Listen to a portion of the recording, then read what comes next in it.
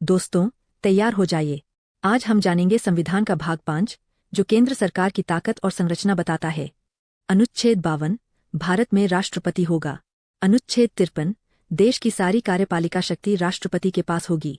अनुच्छेद 54-55, राष्ट्रपति का चुनाव संसद और राज्यों की विधानसभाओं के सदस्यों द्वारा किया जाएगा। अनुच्छेद 56, राष्ट्रपति का कार्यकाल 5 साल का होगा। अनुच्छेद 57, राष्ट्रपति फिर से चुना जा सकता है। अनुच्छेद 58, राष्ट्रपति बनने के लिए व्यक्ति भारत का नागरिक होना चाहिए और कम से कम 35 साल का होना चाहिए। अनुच्छेद 59, राष्ट्रपति किसी अपराध में दोषी नहीं होना चाहिए। अनुच्छेद 60, राष्ट्रपति पद की शपथ लेंगे और संविधान के प्रति वफादारी निभाएंगे।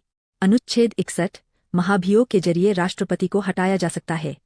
अनुच्छेद 62, नया चुनाव समय पर होना चाहिए, नहीं तो अल्पकाल के लिए कार्यकाल बढ़ाया जा सकता है। अनुच्छेद 63, भारत में उपराष्ट्रपति होगा।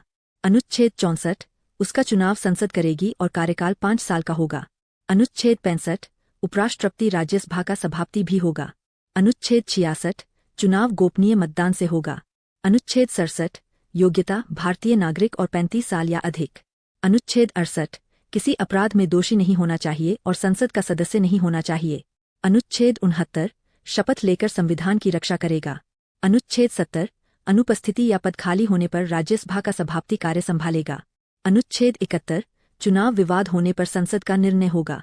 अनुच्छेद 79 कहता है कि भारत की संसद 3 अंगों से मिलकर बनती है: राष्ट्रपति, राज्यसभा और लोकसभा। अनुच्छेद 80 राज्यसभा की संरचना बताता है, जिसमें राज्यों और केंद्र शासित प्रदेशों से प्रतिनिधि चुने जाते हैं तथा कुछ सदस्यों को राष्ट्रपति नामित करता है। अनुच्छेद 81 के अनुसार लोकसभा के सदस्य जनता द्वारा सीधे चुने जाते हैं और यह जनता का प्रतिनिधि सदन है। अनुच्छेद 82 कहता है कि प्रत्येक जनगणना के बाद लोकसभा और राज्यसभा की सीटों का पुनर्निर्धारण किया जाएगा। अनुच्छेद 83 के अनुसार राज्यसभा एक स्थायी सदन है, जो कभी भंग नहीं होती, जबकि लोकसभा का कार्यकाल सामान्यतः 5 वर्ष का होता है। अनुच्छेद 84 संसद सदस्य बनने की आवश्यक योग्यताओं का वर्णन करता है। अनुच्छेद 85 के अनुसार राष्ट्रपति संसद का सत्र बुलाता है, स्थगित करता है और लोकसभा को भंग कर सकता है। अनुच्छेद 86 राष्ट्रपति को संसद के किसी भी सदन को संबोधित करने और संदेश भेजने का अधिकार देता है। अनुच्छेद 87 के अनुसार प्रत्येक वर्ष के पहले सत्र और नई लोकसभा के गठन के बाद राष्ट्रपति विशेष अभिभाषण देता है। अनुच्छेद 88 मंत्रियों और अटॉर्नी जनरल को संसद में बोलने का अधिकार देता है, लेकिन उन्हें मतदान का अधिकार नहीं होता। संसद के पदाधिकारी। अनुच्छेद 89 बताता है कि भारत के उपराष्ट्रपति राज्यसभा के सभापति होते हैं। अनुच्छेद 90 राज्यसभा के उपसभापति के पद और त्यागपत्र की व्यवस्था करता है। अनुच्छेद 91 कहता है कि सभापति की अनुपस्थिति में उपसभापति कार्यवाही चलाता है। अनुच्छेद 92 सभापति या उपसभापति को पद से हटाने की प्रक्रिया बताता है। अनुच्छेद 93 के अनुसार लोकसभा अपने सदस्यों में से स्पीकर और डिप्टी स्पीकर का चुनाव करती है।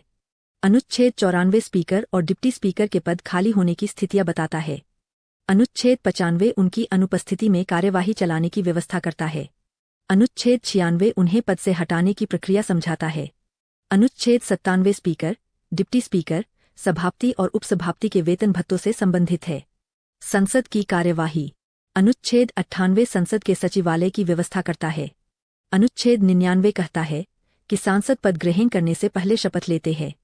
अनुच्छेद 100 संसद में मतदान की प्रक्रिया और निर्णय लेने के तरीके बताता है।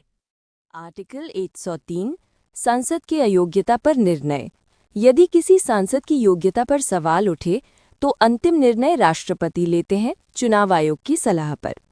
आर्टिकल 104, अवैध रूप से बैठने, वोट देने पर दंड। योग्य न होते हुए भी संसद में बैठने या वोट देने पर जुर्माना लगता है। आर्टिकल 105, सांसदों के विशेषाधिकार। संसद में बोले गए शब्दों पर अदालत में कार्यवाही नहीं, ये उनका विशेषाधिकार है। आर्टिकल 106, सांसदों का वेतन व भत्ता। सांसदों का वेतन और भत्ते कानून द्वारा तय होते हैं। विधायी प्रक्रिया। आर्टिकल 107, विधेयक पेश करना। विधेयक लोकसभा या राज्यसभा किसी भी सदन में पेश हो सकता है। आर्टिकल 108, संयुक्त अधिवेशन। दोनों सदनों में मतभेद हो तो राष्ट्रपति संयुक्त बैठक बुला सकते हैं। आर्टिकल 109, धन विधेयक। मनी बिल केवल लोकसभा में ही पेश होता है। आर्टिकल 110, धन विधेयक की परिभाषा। कर, सरकारी धन, उधार, इनसे जुड़ा विधेयक ही मनी बिल कहलाता है। आर्टिकल 111 राष्ट्रपति की स्वीकृति। राष्ट्रपति की मंजूरी के बाद ही विधेयक कानून बनता है। वित्तीय प्रावधान। आर्टिकल 112 वार्षिक वित्तीय विवरण। सरकार हर साल संसद में बजट पेश करती है। आर्टिकल 113 अनुदान की मांगे। मंत्रालय खर्च के लिए संसद से धन की मांग करते हैं। आर्टिकल 114 विनियोग विधेयक। संसद की मंजूरी के बाद ही सरकारी खर्च संभव है। आर्टिकल 115 अनुपूरक अनुदान।